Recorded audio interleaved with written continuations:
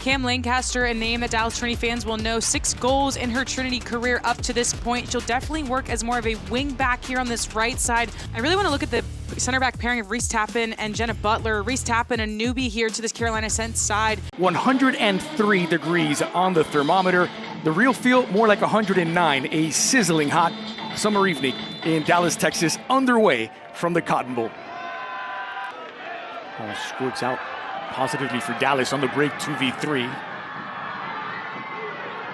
The inside, parried away by Martinez. And it's given to Shea Groom. Well, it starts here with a little bit of confusion between Tappan and Merrick. And then this ball through, I think Tappan does a good job of keeping her to the outside, so there wasn't a clear play on goal. But Gamero doing a fantastic job of showing her speed, keeping her head up the entire way, trying to pick out Seven Castaigne that was running in the box. How to shield the ball under pressure.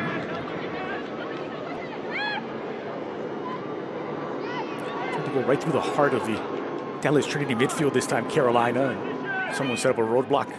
Cheesman. That's given away in a dangerous spot. Getting contact at the edge of the 18. It's Braun who got it away. The shot on the wrong side of the net. Carolina Ascent can be so unpredictable with how they attack. This just comes off of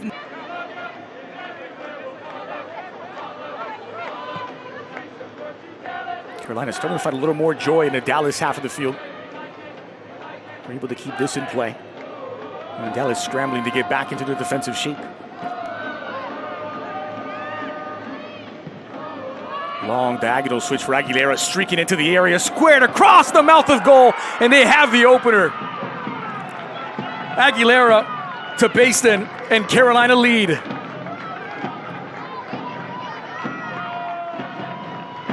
And it was the 2 outside backs for Carolina getting high up the pitch, overloading the numbers for Dallas Trinity. Baisden, who had that shot that was on the outside of the net, finishes this time as well. Reese Tappan, center back position, floating this ball beautifully into the line of Jill Aguilera. One-touch pass beats the entire back line of Dallas Trinity, and Rylee Baisden just waiting on that back.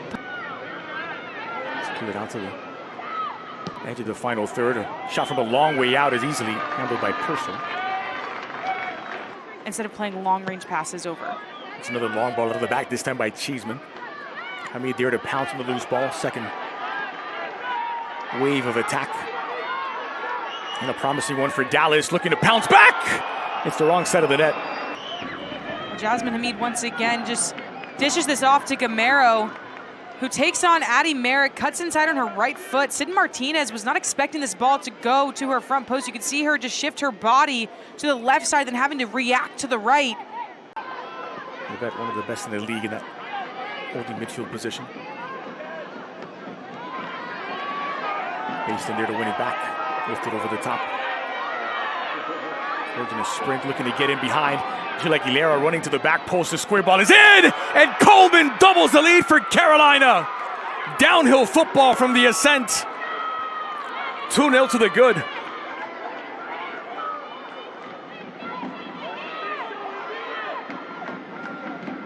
And it really starts with Mackenzie George just using her body. She's small, but she is so good when it comes to fighting off defenders.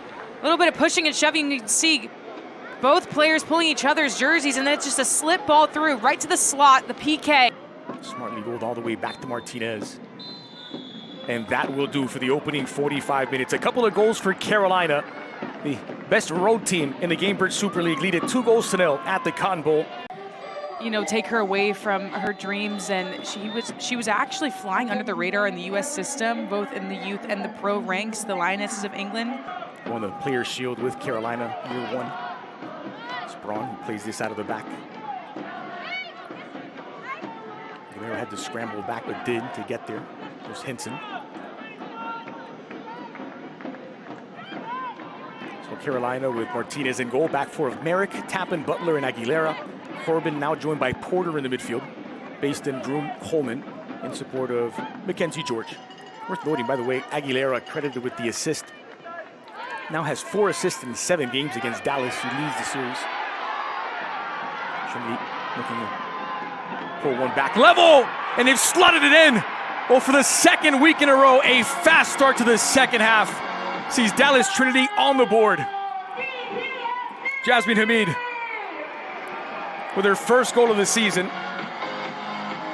And her 14th in the Gainbridge Super League is half the deficit. And again, patient in the way they were building up. It was initially dispossessed, and then Camryn Lancaster, using her speed, dispossesses Carolina once again, picks the ball off Jill Aguilera, slips it through.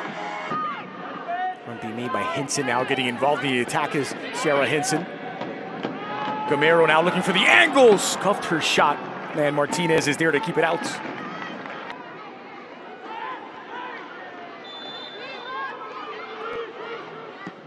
Struck from a long way out, and what a save that is by Martinez, tipped onto the woodwork to keep it at 2-1. Had to stretch out completely there. They're putting more pressure too, pressing a little bit more on Carolina here. Here we come again, it's for Gamero, looking to get past Martinez, goes to ground, and a goal line clearance by Reese Tappan to keep Carolina in front. Again, this opportunity came off the press. Gamero's been so good, tried to slip this one by Sid Martinez, says no. The second attempt was denied. Scorer Jasmine Hamid, fresh off her first goal with Dallas.